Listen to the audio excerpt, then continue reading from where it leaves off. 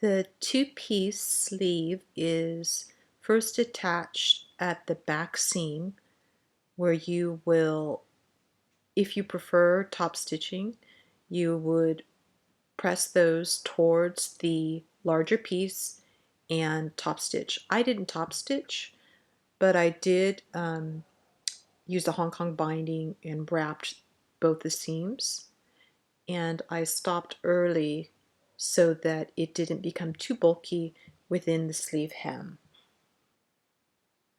Note that when you attach the sleeve to the body, it is a 3/8 inch seam. When finishing the last or second sleeve seam, you would press the seam open, and as you can see on the back side, I used Hong Kong binding on each of those seam edges, and I also use a Hong Kong binding on the hem edge. Before attaching the sleeve to the body, I highly recommend easing the upper cap of the sleeve. You're going to have a much easier time fitting those pieces together. Now we're going to move on to the collar. Here we have the upper collar, the collar stands that are interfaced, and the under collar, which is out of silk. So finding the center, I aligned the under collar center to the stand collar, but what I found was it was very difficult to do, as mentioned in the instructions, because you're doing two opposite curves. After I pinned the under collar to the stand collar, I found that I had excess fabric on the stand collar. So what I decided to do was ease the collar stand. Of course, the under collar is always a little bit smaller than the upper collar, so keep that in mind.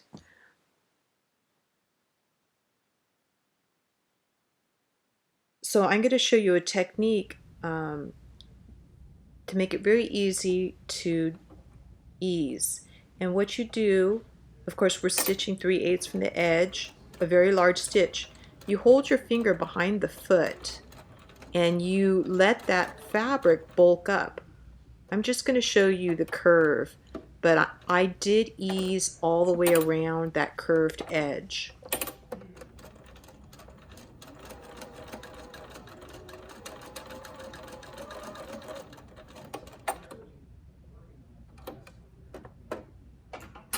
So what you get is this little crimping that pulls that fabric together, eases it together, but you won't see any kind of gathering once it's sewn. So when you're attaching to the ease piece to the under collar, make sure that you overlap, because when you sew it, see that overlap? When you actually sew it and flip it over, you're going to have a straight edge. That's very important. The other thing I did to help work these two opposing curves together was to clip the undercollar edge just a little bit, like 1/8 of an inch. And I sewed from one edge to the center, one end to the center, and then started on the other end and moved towards the center as well. And that helped a great deal.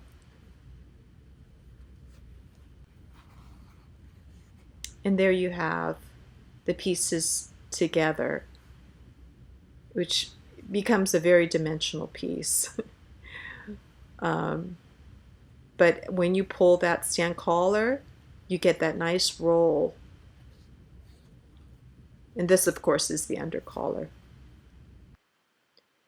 So you do the same for the upper collar, and then you sew the two pieces together, 5/8 of an inch seam, of course, cropping the corners so that you get a really nice graded area and avoid bulk in those corner areas. And then I also grade the interfaced piece down to 1/4 of an inch, leaving the other seam as is.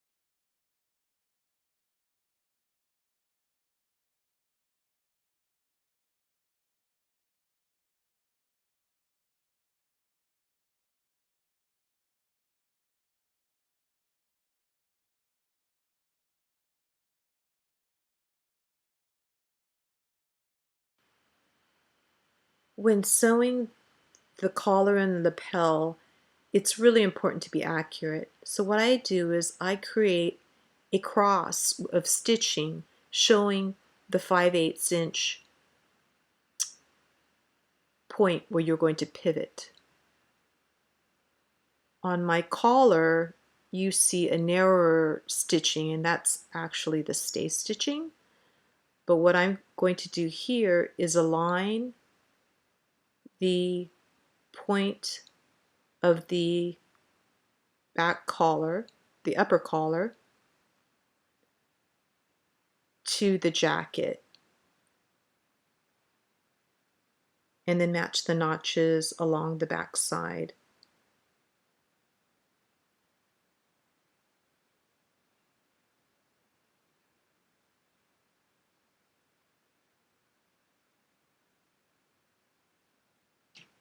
This really helps by creating that stitching cross in order to get that lapel right, because this is one of the toughest parts, the most challenging parts of the pattern.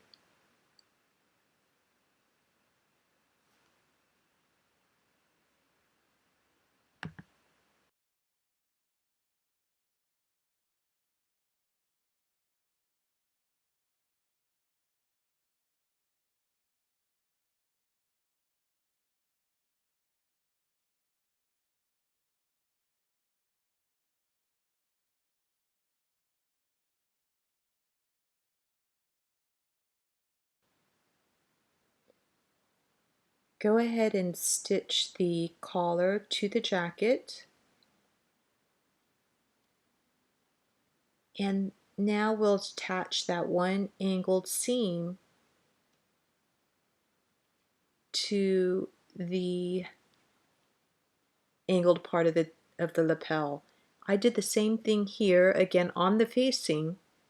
I intersected two lines of stitching to show my turning point, and then just as the instructions say, clip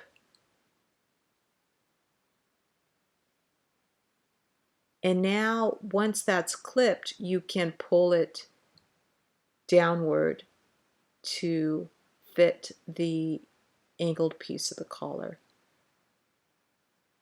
Making sure that you sink a pin at that pivot point.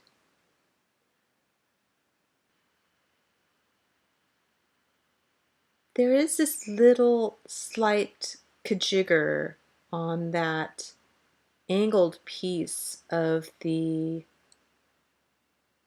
lapel, and I think that maybe that was supposed to align with the collar, edge of the collar, um,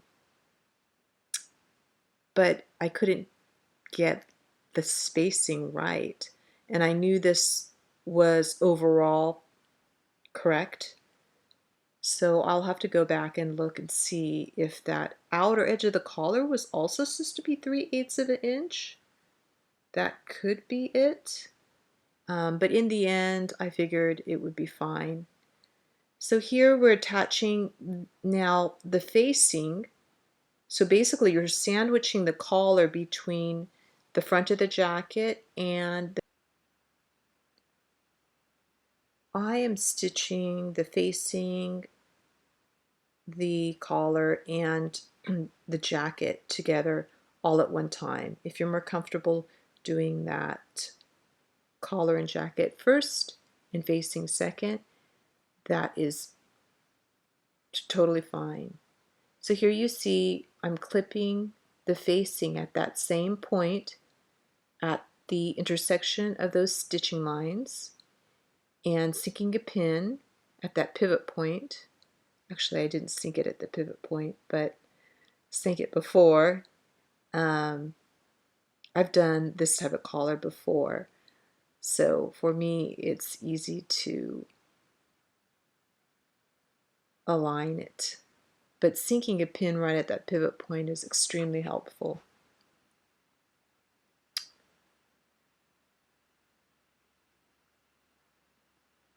So to make sure to align all of the seams. And then here you have one more point on the facing.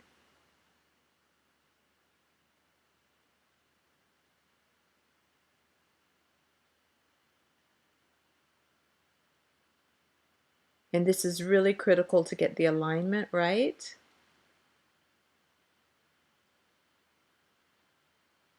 So really you work from those pivot points, secure them, and then adjust everything else. But if you were accurate on all your cutting and your seams, everything should align just right. I wanted to mention the black tape that you see is an iron-on seam binding tape that I use to create a cleaner edge on the lapel. As you can see, I did not use interfacing on the lapel because I wanted it to be a little bit more unconstructed. So here you see one side of the lapel corner was clipped, and then I used my fingers to kind of press down at the seam line and then kind of nicely fold that excess and turned the corner outward, keeping my thumb on that tip and pushing it through.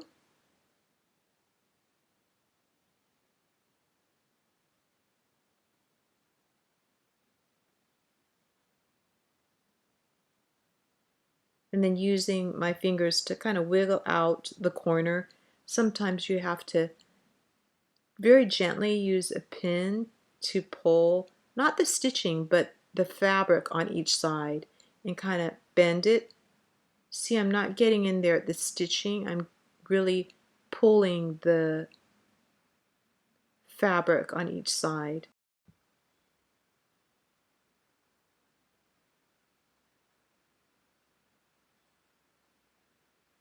So as you can see, the pivot area lies nice and flat, and that is the really critical point. That corner needs to poke out a little bit.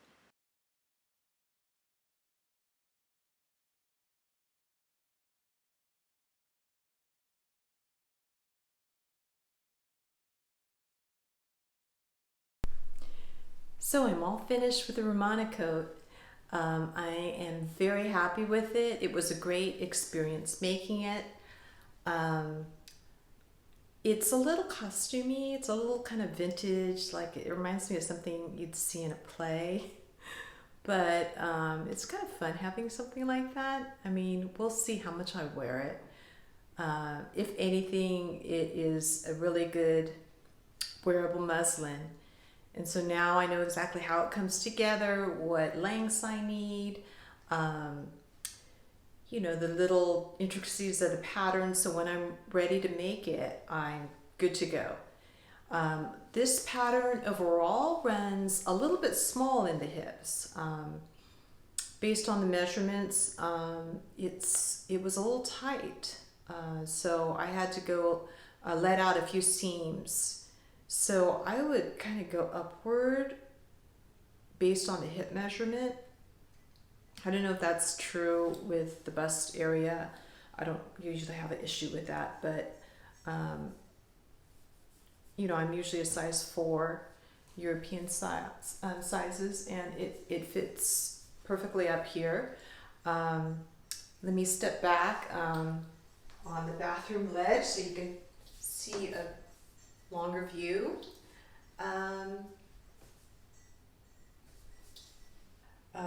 And I also, because I knew it would flop open a lot, and this is something that you often see on coats, is a button, a small button. Let me come up closer.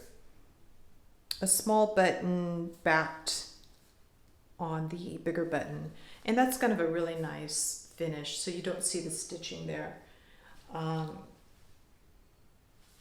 If I did this, next time I do this, I would probably put the button a little bit higher. This is the starting point of the button, and it seems like this is a good spot, but I kind of like it a little bit higher. I think that kind of gives you a nicer line. Let me step back again. If it was up here, I probably most of the time will be wearing it open, and there you have it. So thank you for coming along, and I hope this was helpful for you. And please click the like button if you enjoyed this, and we'll see you again next time. Thanks. Bye-bye.